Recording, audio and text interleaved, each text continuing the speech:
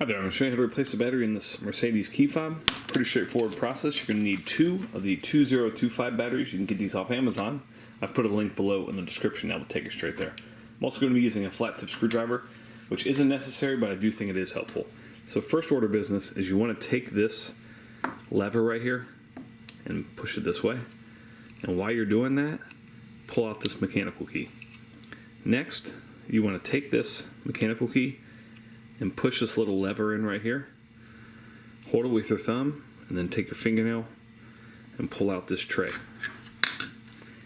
Now this tray, there's 2 batteries here. You can either use your key to kind of pop it out like that, or you could use a screwdriver. Either one really works fine.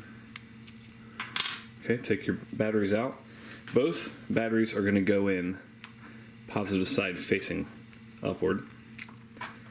And then you want to slide your tray back in here. And you can test it right here. Make sure you got your red light and you're good to go. Put your key back in and you're all set. No need to reprogram. Hope that was helpful. Make sure you hit that thumbs up button.